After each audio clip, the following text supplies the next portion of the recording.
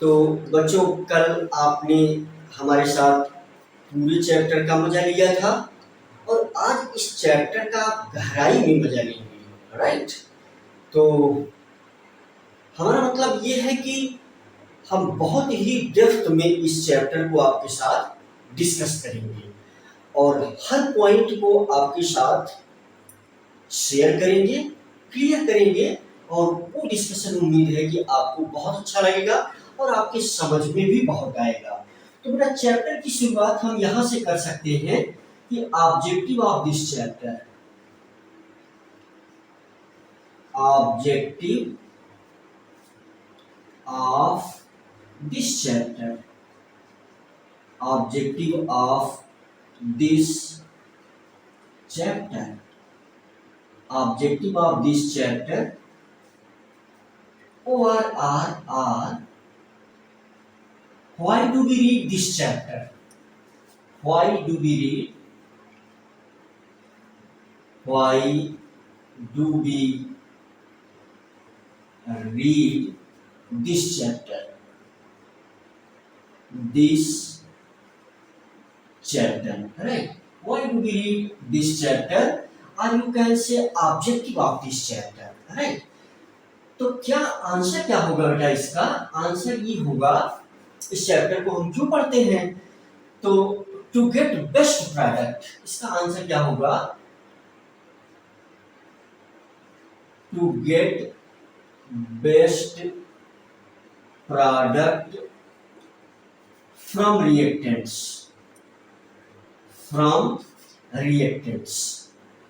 तो बेटा रिएक्टेंट से हम बेस्ट प्रोडक्ट कैसे प्राप्त करने के लिए हम इस चैप्टर को पढ़ते हैं।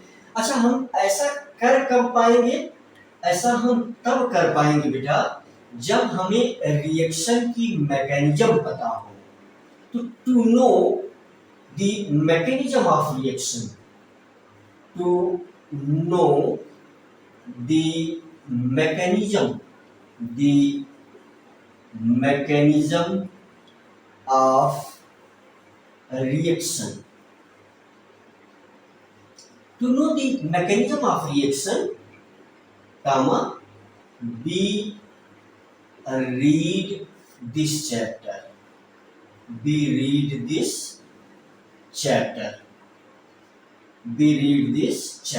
right? देखो, अगर हमें मैकेनिज्म पता चल जाए तो इसका मतलब हम बेस्ट प्रोडक्ट को बना लेंगे। अगर हमें मैकेनिज्म पता चल जाए तो हम बेस्ट प्रोडक्ट को बना लेंगे। देखो, केमिकल काइनेटिक्स की एक दूसरी भी डिफिनीशन, कल हमने एक बेहतरीन डिफिनीशन लिखा ही था, तो बेटा केमिकल काइनेटिक्स की एक दूसरी भी डिफिनीशन आप लिख सकते हैं कि फिजिकल केमिस्ट्री की ये वह ब्रांच है जिसमें हम रेट ऑफ रिएक्शन और mechanism, steps involve in rate of reaction, इन दोनों को जानने के लिए ये केमिकल काइनेटिक्स हम पढ़ते हैं। और स्टेप्स किसी रिएक्शन में कौन कौन से इन्वॉल्व हैं, यह बात हम जान जाएं और दूसरी बात हम यह जान जाएं कि उस रिएक्शन का रेट क्या है। अच्छा, सही बात तो ये है कि इसी रेट के माध्यम से हम स्टेप भी जानते हैं। तो देखो कितना इंपॉर्टेंट बात मैं यहाँ लिखने जा रहा हूँ। और बेटा चैप्टर थोड़ा सा हाइपोथेटिकल हो सकता है, लेकिन मैं नहीं कहूँगा हाइपोथेटिकल, स्टार्टिंग में बच्चों के लिए हो सकता है, लेकिन ऐसा मैं कहूँगा कि बेटा ये बहुत ही कंसेप्चुअल है। हाँ, इसके लिए एक बहुत जरूरी बात है और एक बहुत आवश्यक बात है जो आपसे मैं शेयर कर दे रहा हूँ। आज के चैप्टर में लेक्चर इंपॉर्टेंट होगा। अगर हमारे द्वारा बनाई गई स्टोरी को आप ध्यानपूर्वक सुनते हैं तो ये चैप्टर आपके लिए बहुत इजी हो जाएगा। और ध्यान से सुनिए, हम उस जरूरी पॉइंट को यहाँ पर नोट करते हैं। मतलब रेट हम क्यों पढ़ेंगे? बहुत सिंपल सी बात है, हम यहाँ पर बेटा 3 स्टार लगाकर इस पॉइंट को लिखते हैं। बहुत सीधी सी बात है कि रेट ऑफ रिएक्शन, ये बात हम क्यों पढ़ेंगे? रेट ऑफ रिएक्शन दरअसल हमको बता देता है, क्या बता देता है? रेट ऑफ रिएक्शन हमको यह बता देता है कि उस रिएक्शन की मैकेनिज्म क्या है। तो रेट ऑफ रिएक्शन के द्वारा ही हम उस रिएक्शन के स्टेप को जानने का प्रयास करते हैं। इसका मतलब रेट ऑफ रिएक्शन हम इसलिए पढ़ते हैं कि जिससे हम ये समझ जाएं, क्या समझ जाएं, स्टेप्स ऑफ रिएक्शन को समझ जाएं और इसी के द्वारा स्टेप्स ऑफ रिएक्शन के द्वारा हम रिएक्शन मैकेनिज्म को समझ जाएं। रिएक्शन मैकेनिज्म को बेटा हम समझ जाएं। अच्छा, जब आप रिएक्शन मैकेनिज्म को बेटा समझ जाएंगे तो सीधी सी बात है कि फिर वो सारे स्टेप को यूज करके हम बेस्ट प्रोडक्ट बना लेंगे। बेस्ट प्रोडक्ट बेटा हम लोग क्या करेंगे, बना लेंगे। और बेस्ट प्रोडक्ट हम जब बना लेंगे तो वही हमारा यूजफुल है, वही हमारा मकसद है इस चैप्टर को पढ़ने का। तो देखो, इंडस्ट्रियल पॉइंट ऑफ व्यू से ये चैप्टर क्या है, इम्पोर्टेंट है। तो हम कौन सा पॉइंट लिखेंगे बेटा, यहाँ पर हम लिखेंगे this chapter is also very important from industrial point of view. तो this chapter is very important this chapter is very important from industrial point of view, from industrial point of view। देखो समझो जरा सा, ये chapter industrial point of view के लिए भी बहुत इंपॉर्टेंट है। देखो, आज मैं इस चैप्टर की नींव रख दूंगा। अगर आज के लेक्चर्स के साथ आपने कंप्लीटली कनेक्शन बनाया, अगर आज के लेक्चर को आपने जो है ध्यान से सुना और हमारे लैंग्वेज को आपने समझने का प्रयास किया, तो इसका मतलब ये होगा कि सीधी सी बात है बेटा जी, इसका मतलब ये होगा कि आप इस चैप्टर में अपनी पकड़ आप बनाना शुरू कर दिए हैं। बहुत ध्यान से आप देखें और बहुत ध्यान से इस चैप्टर को हम शुरू किए हुए हैं और पूरा मन लगा करके आप समझेंगे तो अगर स्टार्टिंग से ही इस चैप्टर पर पकड़ बनना शुरू हो गई तो ये चैप्टर आपके लिए बहुत बेहतरीन हो जाएगा।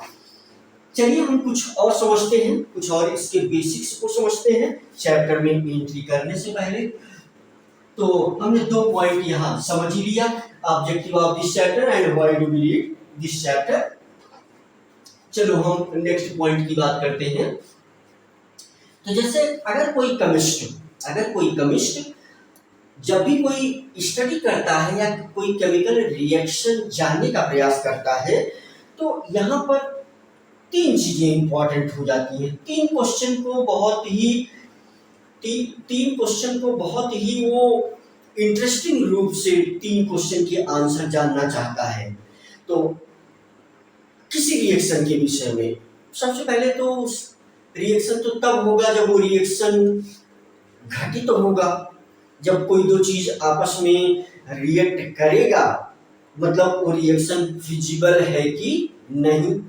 तो रिएक्शन फिजिबल है कि नहीं, इसका आंसर कहाँ मिल जाता है, इसका आंसर थर्मोडायनेमिक्स दे देती है कि whether the reaction is feasible means सबसे फर्स्ट क्वेश्चन क्या बन जाता है यहाँ पर बेटा, तो क्वेश्चन बन जाता है कि रिएक्शन इज फिजिबल और नॉट। तो रिएक्शन इज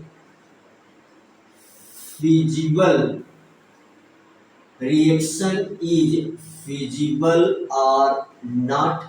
तो सबसे पहला क्वेश्चन तो बेटा ये बन गया। अच्छा, इसका सीधा सीधा आंसर ये होता है कि अगर किसी रिएक्शन के लिए डेल्टा जी की वैल्यू नेगेटिव में आ जाए, इसका मतलब डेल्टा जी लेस देन 0, अगर किसी रिएक्शन के लिए ये फार्मूला अगर एप्लीकेबल है तो इसका मतलब रिएक्शन फिजिबल होगा। तो इसका मतलब कि इस चीज का आंसर हमें केमिस्ट्री की कौन सी ब्रांच देगी, तो बेटा इसका आंसर आपको थर्मोडायनेमिक्स में पता चल जाएगा, थर्मोडायनेमिक्स में पता चल जाएगा। और दूसरा क्वेश्चन आकर के यहाँ ये बन जाता है, बेटा हम चैप्टर की शुरुआत बहुत स्लो कर रहे हैं और हमें भी ये बात पता है, परंतु आपको उसका बेस मीन्स जीरो से उसकी अंडरस्टैंडिंग, रियल में क्या कहानी है, अगर ये बात आप समझ जाते हैं तो चैप्टर बहुत आसान हो जाएगा आपके लिए। देखिए दूसरा, एक्सटेंट टू विच, एक्सटेंट मतलब हमारा मतलब ये है बेटा कि किस हद तक कोई रिएक्शन आगे बढ़ेगा, extent to which reaction proceed, very simple. तो किस पॉइंट तक कोई रिएक्शन आगे बढ़ेगा या कोई रिएक्शन इक्विलिब्रियम स्टेट को कब प्राप्त करेगा, इस प्रश्न का आंसर जो है फिजिकल केमिस्ट्री का इक्विलिब्रियम चैप्टर बता देता है, राइट। तो extent to which, or you can say at what extent, at what extent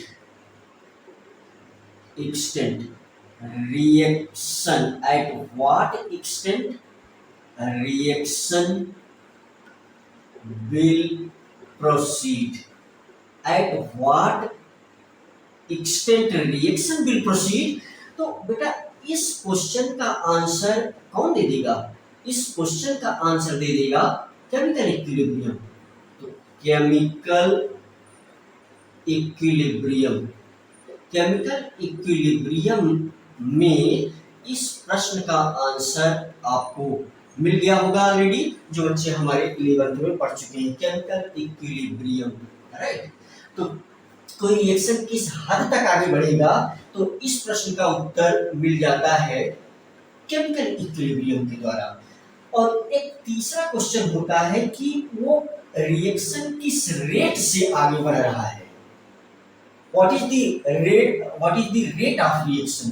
तो very simple, what is the rate of reaction, what is the rate of reaction. तो reaction का rate क्या है और रिएक्शन में कौन कौन से स्टेप्स इन्वॉल्व हैं, तो इस चीज का आंसर आपको फिजिकल केमिस्ट्री की जो ब्रांच देती है उसी का नाम बेटा है केमिकल काइनेटिक्स। तो उसी का नाम है बेटा केमिकल काइनेटिक्स, केमिकल काइनेटिक्स, ठीक है। तो इसका मतलब कि रिएक्शन का रेट क्या है। अब देखिए एनसीईआरटी यहाँ क्या लिखती है, बात को जरा सा कनेक्ट करिएगा कि एनसीईआरटी यहाँ क्या लिखती है। एनसीईआरटी भी वो कौन से फैक्टर हैं जो ये डिटरमाइन करते हैं कि कोई भी फूड मटेरियल कितना जल्दी स्पॉइल कर जाएगा, एनसीईआरटी का ये एक पॉइंट। दूसरा, वो कौन से फैक्टर हैं जो ये रेगुलेट करते हैं कि हम कोई ऐसा मटेरियल बनाएं जो डेंटल फिलिंग के लिए आवश्यक हो और वो बहुत कम समय में सेट हो जाता हो, तो कौन से ऐसे फैक्टर हैं। ये 3 एग्जांपल एनसीईआरटी ने लिखा है। अगला, किसी ऑटो इंजन में किस रेट से फ्यूल जो है चल रहा है, तो वो कौन से फैक्टर हैं जो इस रेट को means rate of setting of any material which may be useful for dental filling। और नेक्स्ट जो हो सकता है कि वो कौन से फैक्टर है जो रेगुलेट करते हैं किसी फूड के सड़ने में, मतलब कोई अगर फूड सड़ रहा है तो वो कौन कौन से फैक्टर हैं जो ये डिटरमाइन करते हैं कि वो फूड मटेरियल कितना जल्दी सड़ जाएगा या कितना समय लेगा सड़ने में, तो कौन से फैक्टर हैं। तो इस सभी एग्जाम्पल में आप देख रहे होंगे कि रेट ऑफ रिएक्शन बहुत इंपॉर्टेंट हो जाता है। इस तीनों एग्जाम्पल में रेट ऑफ रिएक्शन जो है वो बहुत इंपॉर्टेंट हो जाता है। जैसे rate of spoiling of food, यहां पर rate rate of spoiling rate of spoiling of food, और बेटा rate of spoiling of food, rate of burning of fuel in auto engine, rate of burning of fuel in auto engine,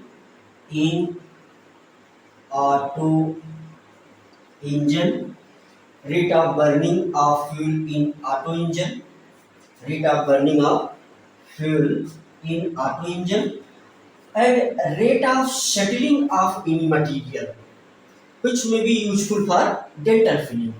तो rate of settling of material, rate of setting of any material, rate of setting of any material which is useful for what? Dental filling. तो वो कौन से factor है बेटा जो कि regulate करते हैं इन सारी चीजों को? तो कहीं ना कहीं एक बहुत इंपॉर्टेंट चीज जो आ जाती है वो रेट आ जाती है बेटा। मुझे उम्मीद है कि चैप्टर की शुरुआत हमने बहुत स्लो किया, परंतु हमने समझाने का पूरा प्रयास किया है अपने इस फर्स्ट लेक्चर में कि ये चैप्टर हमारे लिए इतना इम्पोर्टेंट क्यों हो जाता है। तो इसका मतलब बेटा बहुत साफ सी बात है कि अगर आप ढूंढो तो आपके घर में अगल बगल बहुत सारे लोग जो है दांत डेंटल फिलिंग से परेशान रहते हैं, तो कहीं ना कहीं अगर आप इस केमिस्ट्री को बहुत बेहतरीन पढ़ते हैं तो ऐसी मटेरियल बना करके आप लोगों की लाइफ में एक इम्प्रूवमेंट दे सकते हैं, उनकी क्वालिटी ऑफ लाइफ को क्वालिटी ऑफ लाइफ उनको मिल सकती है अगर कुछ ऐसी बेहतरीन चीज आपने अचीव किया। मीन्स वो मटेरियल फिलिंग में यूज हो जिसकी एज बहुत ज्यादा हो, मीन्स एक बार उसकी फिलिंग कर दी जाए तो वो पूरी लाइफ चले। तो ऐसी एक्सपेक्टेशन है कहीं ना कहीं उस टाइप की मटेरियल मार्केट में आ भी रहे हैं, लेकिन अगर आप कुछ पढ़ करके और बेहतर कर पाए तो वो और ज्यादा बेटर होगा। तो हमारी उम्मीद एज ए टीचर आपसे यही होगी। देखो टीचर आपका एक सपोर्टर होता है और उम्मीद है कि हमारा ये प्रयास आपके लिए बहुत बेनिफिशियल होगा, राइट। तो हम इस चैप्टर में अब एंट्री करेंगे। तो अब ये कुछ जनरल बातें हो गई बेटा, अब हम इसकी टेक्निकल बातों के जरिए, तो अभी थोड़े समय तक हम इस चैप्टर में केमिकल काइनेटिक्स की लैंग्वेज सीखेंगे। देखिए किसी भी चीज को समझने के लिए उसकी लैंग्वेज को जानना जरूरी है, राइट। अगर लैंग्वेज आप समझ, देखिए हम आपको क्यों समझा पा रहे हैं क्योंकि आप हमारी लैंग्वेज को समझते हैं, तो ठीक उसी प्रकार इस केमिकल काइनेटिक्स की भी अपनी लैंग्वेज है, राइट। तो इस चैप्टर के आप टेक्निकल पार्ट को, ये पार्ट बेटा बिल्कुल बहुत जनरल सा पार्ट है ये इस चैप्टर का, और अब हम टेक्निकल पार्ट शुरू करेंगे। और वो सारे टेक्निकल पार्ट का एक ही ऑब्जेक्टिव होगा बेटा, वो होगा टू गेट बेस्ट प्रोडक्ट, मतलब हम जो कुछ भी स्टडी करेंगे फाइनली वो लास्ट में जो केस बन जाएगा, फाइनली जो केस स्टडी बनेगी तो हमें जो है मैकेनिज्म जान लेंगे उसके द्वारा और बेस्ट प्रोडक्ट बनाएंगे। तो इसके बहुत सारे टेक्निकल वर्ड हैं, तो हम टेक्निकल वर्ड में एंट्री करने चल रहे हैं इस चैप्टर के। तो सबसे पहले बेटा मैं ये आपको बताना चाहूंगा, अब जनरली थोड़ी देर आपको सुनना और समझना है, अभी कनेक्शन नहीं मिलाना है, लेकिन फाइनली ये समझ लेना कि हम जितनी भी चीजें पढ़ेंगे सबका मेन मकसद यही होगा कि हाँ means to get best product, right. तो चलिए हम इसको शुरू करते हैं। तो देखिए आपने सुना होगा कि रिएक्शन बहुत प्रकार के होते हैं, आपने ऑलरेडी ऐसा पढ़ा होगा रिएक्शन का क्लासिफिकेशन, जैसे combination reaction, decomposition reaction, double displacement, disproportionation reaction, redox reaction, बहुत सारे रिएक्शंस आपने सुने होंगे, राइट। परंतु यहाँ केमिकल काइनेटिक्स को समझने के लिए chemical kinetics point of view से रिएक्शन को क्लासिफाई किया गया। तो हम यहां पर लिख सकते हैं classification of reaction on the basis of chemical kinetic point of view. तो बहुत सिंपल सी बात है कि ये हेडिंग हम पढ़ने चल रहे हैं classification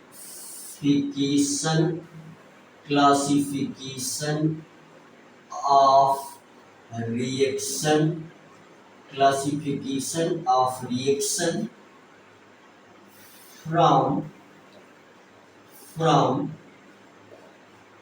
chemical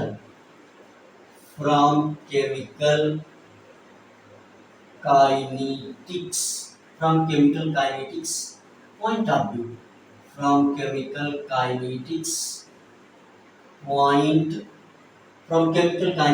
point of view। तो chemical kinetics point of view से हम जो है रिएक्शन को कितने प्रकार से कैटेगराइज किया जा सकता है। तो बेटा इसमें लेक्चर के रूप के लिए आप ऐसा सुन सकते हैं कि इसमें जैसे रिएक्शन को अगर हम क्लासिफाई करें रेट के बेस पर तो हम कह सकते हैं very fast reaction, very slow reaction, moderate reaction. अगर हम कॉम्प्लेक्सिटी के बेस पर रिएक्शन क्लासिफाई करें तो हम कहेंगे रिएक्शन केवल दो प्रकार का होता है, एलिमेंट्री रिएक्शन, कॉम्प्लेक्स रिएक्शन। अगर हम मॉलिक्यूलरिटी के बेस पर इस केमिकल रिएक्शन को क्लासिफाई करें तो यूनिमॉलिक्यूलर, बाइमॉलिक्यूलर, ट्राइमॉलिक्यूलर रिएक्शन। अगर हम ऑर्डर के बेस पर रिएक्शन को क्लासिफाई करें तो हम कहेंगे first order reaction, second order reaction, third order reaction. तो ऐसे बहुत सारे क्लासिफिकेशन हम यहाँ देखेंगे जो कि chemical kinetic point of view से ये इम्पोर्टेंट है। तो इसमें अभी जो दो चीज हम पढ़ेंगे, जैसे कि अगर हम इसमें ABCD करके कुछ ऐसे नोट ही कर दें सामान्य रूप से जो कि यहाँ पर एक कनेक्शन मेंटेन करेगा। जैसे यहाँ जो क्लासिफिकेशन है पहला वाला तो on the basis of rate, तो ये है on the basis of rate, on the basis of rate. तो on the basis of rate में आप क्या लिखेंगे, फर्स्ट लिख देंगे आप वेरी फास्ट रिएक्शन। दूसरा वाला आप क्या लिख देंगे, वेरी स्लो रिएक्शन। चलो मैंने लिख दिया वेरी स्लो रिएक्शन। तीसरा वाला हम ऐसा कह सकते हैं जटिलता के आधार पर on the basis of complication. तो कितने टाइप का रिएक्शन, एलिमेंट्री रिएक्शन। बहुत सिंपल सी बात है, नंबर 1 हम लिख सकते हैं क्या, एलिमेंट्री रिएक्शन। दूसरा वाला हम क्या लिख सकते हैं, कॉम्प्लेक्स रिएक्शन। तो देखो कॉम्प्लेक्स रिएक्शन, बेटा मैं ऐसा कुछ बोल सकता हूं रिएक्शन का मतलब रिएक्शन। ये बहुत सरल क्वेश्चन होगा जेईई के लिए, लेकिन ऐसी संभावना है कि कॉम्प्लेक्स रिएक्शन क्या है और एलिमेंट्री रिएक्शन क्या है उसकी लाइन लिख करके जेईई में क्वेश्चन पूछ ले। कभी कभी कुछ क्वेश्चन जेईई में बहुत सरल होते हैं और बहुत बेसिक से उठा करके पूछ लिए जाते हैं कि क्या आपको बेसिक की समझ है। तो ऐसा क्वेश्चन यहाँ पूछा जा सकता है आपसे कि एलिमेंट्री रिएक्शन क्या होता है और कॉम्प्लेक्स रिएक्शन क्या होता है। ठीक है, जैसे ये दूसरे प्रकार का क्लासिफिकेशन मॉलिक्यूलरिटी के बेस पर, यूनिमॉलिक्यूलर। अगर हम मॉलिक्यूलरिटी के बेस पर मतलब एक अगला क्लासिफिकेशन, ठीक, रिएक्शन का क्लासिफिकेशन मॉलिक्यूलरिटी के बेस पर अगर मैं यहाँ लिख दूं क्या, कौन सा पॉइंट, सी। तो सी पॉइंट में मैं लिख दूं on the basis of molecularity. तो on the basis of molecularity. अब आप सोचेंगे कि मॉलिक्यूलरिटी क्या है बेटा, बहुत डिटेल में हम चर्चा करेंगे। जैसे नंबर 1 हम बोल सकते हैं यूनिमॉलिक्यूलर रिएक्शन,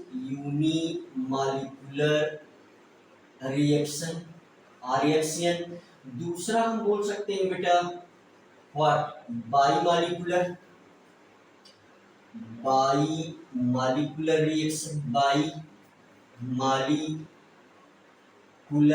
रिएक्शन। तीसरा बेटा हम बोल सकते हैं क्या, हम बोल सकते हैं ट्राइमॉलिक्यूलर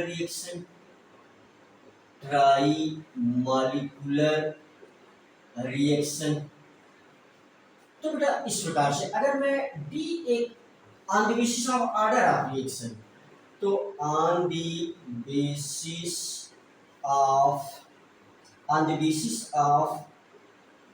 ऑर्डर ऑफ रिएक्शन, तो zero order reaction, zero order reaction क्या, फिर zero order reaction, first order reaction, first order reaction, फिर क्या, second order reaction, second order reaction, next क्या, third order reaction, third order reaction, fourth order reaction. इस प्रकार से generally in चीजों को हम डिटेल में आगे डिस्कस करेंगे। और जैसे अब अगर मैं कहूं कि सबसे पहले अब हम उसके टेक्निकल में जा करके हम चैप्टर को थोड़ा सा, अब इसका बेसिक्स, मुझे उम्मीद है कि इसका बेसिक्स आपको कुछ समझ में आया होगा।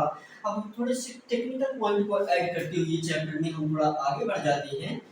तो बेटा जैसे अगर हमने फर्स्ट क्लासिफिकेशन देखा, जैसे ए हम रीडिंग देंगे तो on the basis of rate of reaction, तो on the basis of what, rate of what, reaction.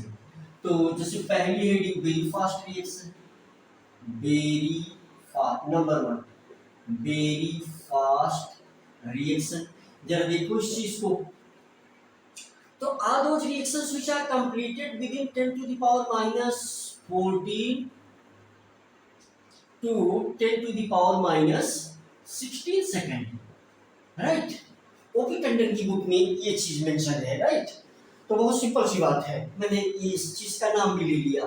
तो अगर यहाँ पर जो है ये सेकेंड, इतने सेकेंड में अगर कोई रिएक्शन हो जा रहा है तो वेरी फास्ट रिएक्शन कहलाएगा। जैसे अगर हम एग्जाम्पल के लिए देखें तो बहुत सिंपल सी बात है, यहाँ पर व्हाट, NaOH प्लस HCl, ये रिएक्शन बहुत फास्ट होगा, बहुत फास्ट होगा। तो इसका मतलब कि ये बनाएगा NaCl प्लस H2, राइट। जैसे BaCl2 प्लस व्हाट, H2SO4, तो ये बनाएगा बेटा व्हाट, ट्वाइस HCl। तो सिंपल सी बात है, BaSO4 प्लस ट्वाइस HCl। जैसे हमें ये वेरी फास्ट रिएक्शन है। और जैसे प्रेसिपिटेशन रिएक्शन, न्यूट्रलाइजेशन रिएक्शन, ये सब आयनिक